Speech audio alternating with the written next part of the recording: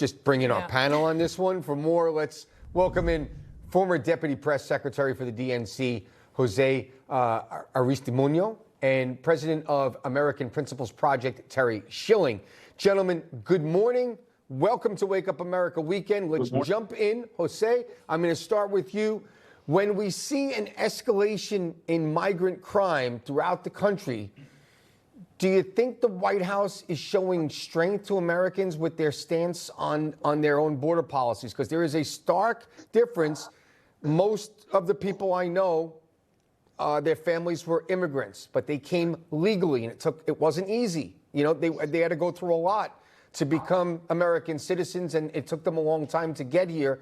And most of the ones I speak to, they're fed up with it, and the crime is definitely an issue. Look, it's a great question. I think first and foremost, we have to recognize that most immigrants are good-serving people. They help our economy. They're part of our communities. There is a minority of folks from immigrants, obviously most of those undocumented, that are creating crime in the country. What we ought to do is, number one, the White House has been asking for this for a long time. We need more resources on the border. We need more resources on the ground. There was a bipartisan bill that we remember not too long ago. It was ready to pass both chambers, the Senate and the House, and Donald Trump, former President Trump, killed it. So, you know, when we have this sort of blockades that happen, it's a problem. But I think the White House has been very clear. They want to increase legal immigration. They want to reform the system, and that includes having more resources to stop the sort of crimes that are happening from a minority of folks that are undocumented in this country. Jose, it's a little hard to hear you there. We've got some audio issues. I'm going to come to Terry now, but in the meantime, if you could perhaps try and move to a different room, that may fix it. Terry, Trump has flipped the script now on the left and is now using bloodbath to describe the crisis at the border. Listen to this. I'm here tonight to declare that Joe Biden's border bloodbath, remember they used the name bloodbath. I was talking about something entirely different, but this is a border bloodbath. Ends the day I take the oath of office. It ends. So, Terry, what do you make of Trump's messaging right there? Well, God bless him, and thank goodness that he's there. He's the only voice of truth and reason and sanity that we have left in this country. I mean, the talking points that we hear coming out from this administration about that border bill was a disaster. This administration keeps conflating immigration and border security for one simple reason.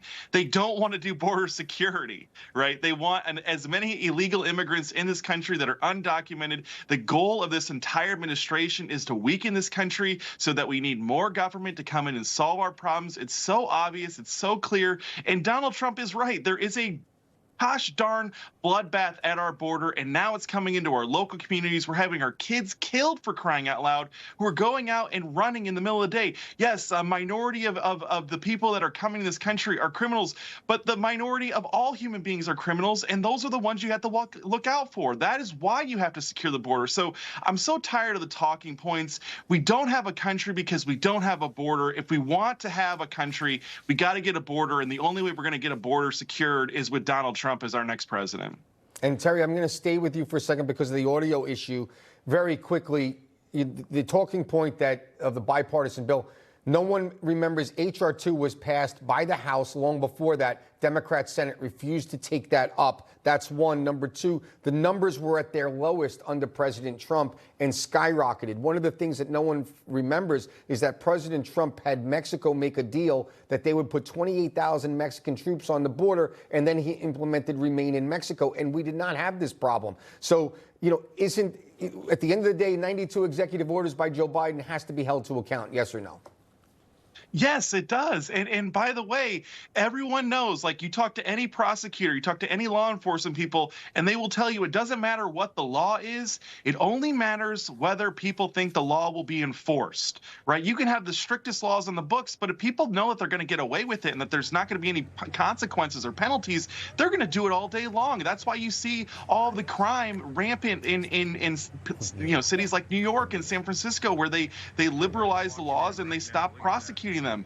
The lawlessness ensued. We have to have a border. Donald Trump, these immigrants, these criminals that were coming over the border, they knew that Donald Trump would deport them and punish them if they broke the law, and that's why it was so low. But they know that Joe Biden isn't going to do anything, and neither will any other Democrat, for that matter, do anything to secure a border or punish these criminals. Jose, I wish we could come back to you to get your response to that as well, but unfortunately, the audio issues is too hard for our audience to hear. I'm so sorry. But next time we'll have you back, and hopefully we can get more out of you then as well. Jose Aristimuño, Terry Schilling, thank you both so much. Thank you, guys.